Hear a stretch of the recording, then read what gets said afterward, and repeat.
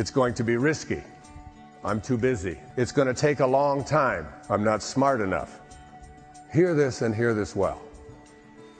All excuses are misalignments. What if you were free of the excuses which are holding you back from the life you want to live? And do not ever allow money to be a reason why you don't fulfill your dharma, your destiny, and what you're here to do.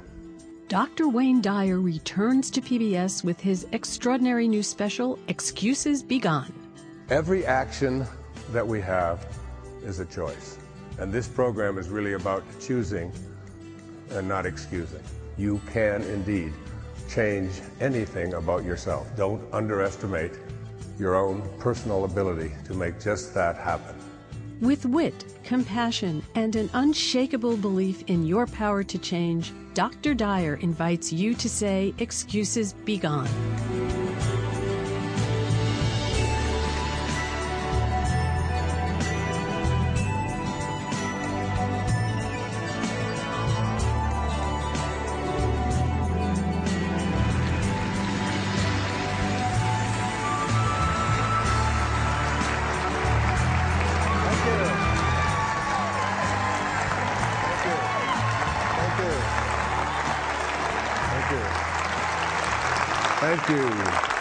Thank you. Oh my goodness, you're so very kind. I appreciate it very, very much.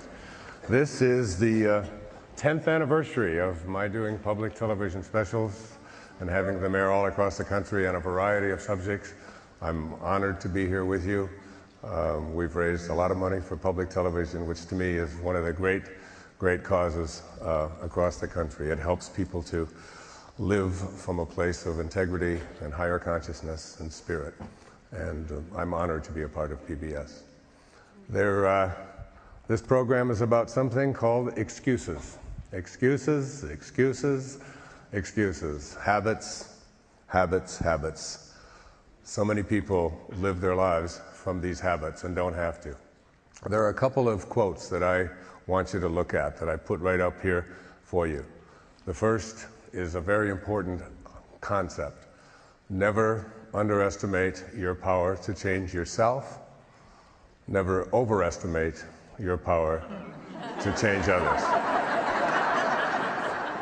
And the reason I put this quote out right here at the beginning of this program about excuses being gone is that no matter who you are, no matter what age you are, no matter how long you've lived, the promise I have of this program is that if you follow the steps that I am going to outline here for you, that if you've been overweight for your entire lifetime, if you've been addicted to anything for your entire lifetime, if you've lived a life of poverty for your lifetime, if relationships haven't worked for you, whatever it is, however long it's been with you, that there is a way to change those habits and to change the thinking that supports those habits. I've come to know that. I've written an entire book about it. I believe in it. I've been practicing it not only in my own life, but with other people in workshops all around the world. And I know that there is something that you can do about them. You can indeed change anything about yourself. Don't underestimate your own personal ability to make just that happen. The second quote says something that is responding to what it is that you have to do to make that happen. Lao Tzu spoke about this in the Tao Te Ching. When you correct your mind, everything else will fall into place. So whatever these habits are, whatever it is that you have lived with for a very, very long time, it's about don't underestimate your own ability to change it, and if you work at correcting your mind, in a very short amount of time, you can go from someone who had these habits to someone who's living at a very different level. I did a program not too long ago here for public television called Change Your Thoughts, Change Your Life.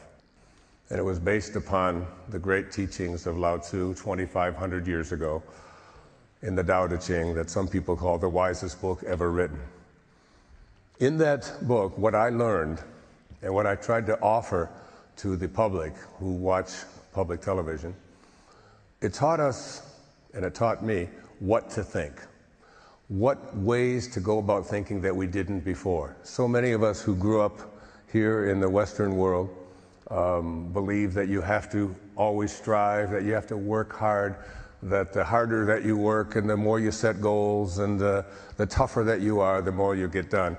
In Change Your Thoughts, Change Your Life, I learned to think flexible, to think soft, to become humble, to be non-interfering, to remember that a journey of 1,000 miles begins with a single step. Take that step.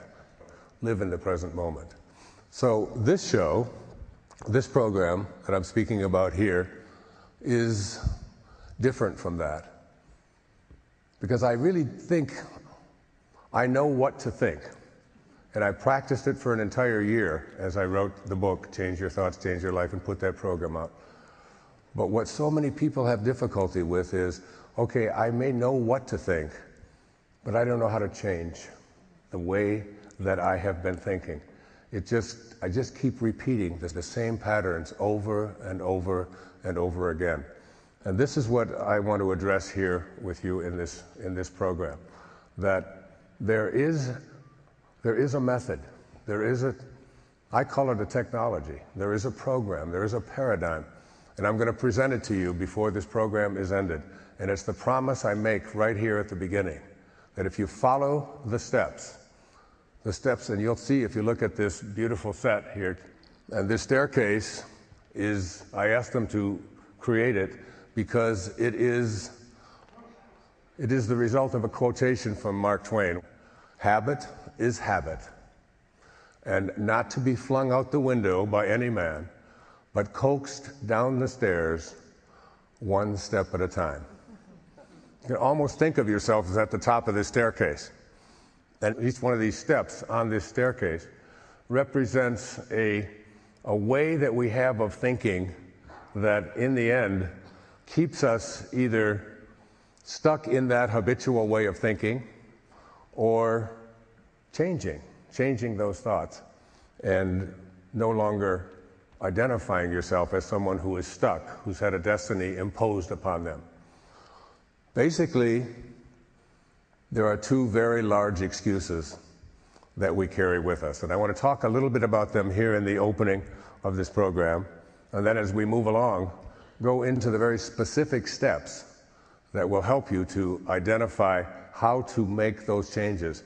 And believe me, the idea that because you've done it for a very long time, or because you've lived with a particular habit for a very long time, is not a reason that it has to take a very long time to change it.